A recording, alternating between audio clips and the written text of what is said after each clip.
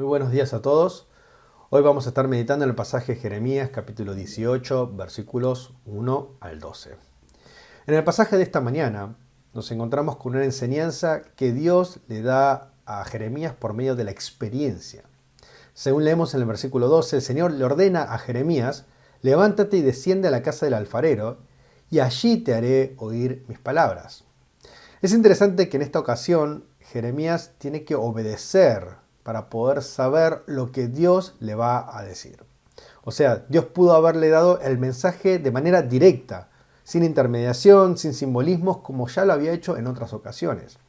Pero el Señor quiere que Jeremías tenga esa imagen visual grabada en su mente y a través de ello, Él dar su mensaje.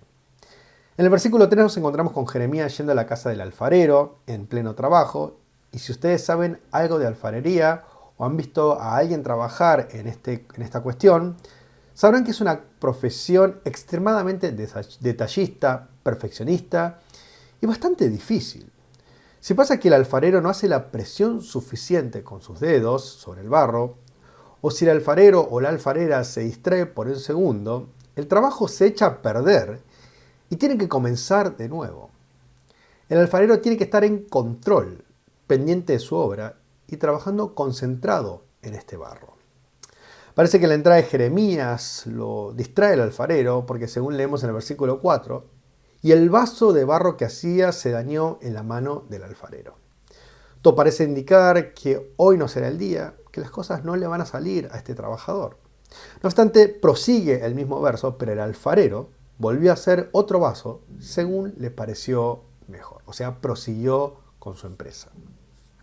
La enseñanza es bastante directa y nos lo explica los versículos 5 al 12. El Señor es el alfarero que trabaja sobre el barro para hacer su obra, y ese barro no es ni más ni menos que Israel, el pueblo de Dios. O sea, Dios está trabajando sobre esta nación, lo cual indica que Dios tiene control sobre ello. Dios es soberano. Si sucede que la obra no se erige como el alfarero quiere, la puede deshacer y la va a volver a levantar. En el contexto histórico, Dios está anunciando que Dios va a deshacer la nación de Israel por medio del juicio divino, que Dios va a traer juicio por medio de Babilonia. De hecho, les advierte que esto va a suceder sí o sí, a menos que ellos se arrepientan y se vuelvan de su maldad. En este caso, el Dios que tiene control sobre todas las cosas desistirá de hacerles traer el mal que pensó en darles. Lo interesante es que en ciertos pasajes el profeta Jeremías anuncia que la voluntad de Dios es irreversible, que va a suceder el juicio sí o sí. No importa lo que hagas, va a venir el castigo. Pero en este pasaje hay espacio para el arrepentimiento. Si se vuelven de su maldad, yo desistiré, afirma el Señor. Y lo triste es que Israel no ha aprovechado la bondad de Dios. En el versículo 12 nos encontramos con la respuesta que ellos dieron. Pero ellos dirán: es inútil, pues en pos de nuestras imaginaciones hemos de ir, y hemos de realizar cada uno la porfía de su malvado corazón. Tan negados estaban de escuchar la voz de Dios que ciertamente el juicio sería inevitable. Al leer la historia surge esta pregunta, ¿no? ¿Cómo es que el soberano Dios, el Dios de Israel, si ve que el pueblo de Dios no hizo lo que quiso hacer, cómo entonces puede ser que Dios esté en control? O sea, Israel se salió de control, digamos, en cierta forma. Entonces, ¿cómo es que Dios sigue siendo soberano ante esa situación? Nos preguntamos si Dios ciertamente es soberano, y son algunas preguntas que en realidad nos hacemos también nosotros cuando nos pasan como hijos o hijas de Dios cosas que no deberían sucedernos, pensamos. Para responder esto reconocemos primero que no importa lo que ven nuestros ojos, Dios siempre es y será soberano. Él tiene todo bajo su radar. Aunque nuestros ojos no vean, aunque nuestros corazones no entiendan, debemos afirmar sin titubear que el Señor sigue reinando y reinará. Lo segundo es que reconocemos que la soberanía de Dios no implica que seamos manejados nosotros como robots.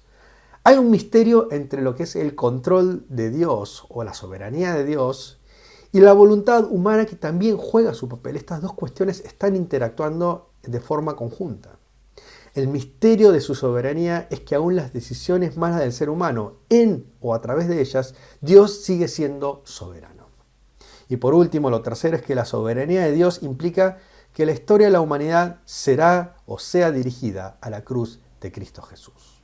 Aún la maldad de Israel ha sido tomado como parte de este plan soberano de Dios, cuyo objetivo final es que pecadores imposibles de restauración vengan a la cruz de Cristo a recibir el perdón de pecados. El plan de Dios siempre nos conduce y nos conducirá a Cristo. Que hoy esta verdad entonces reine en nuestras vidas. Todo lo que sucede y todo lo que sucederá sirve al propósito de dirigirnos a Cristo Jesús. Que nuestros corazones sigan siendo liderados por su soberanía para llegar a su presencia. Y que sea así hoy siempre.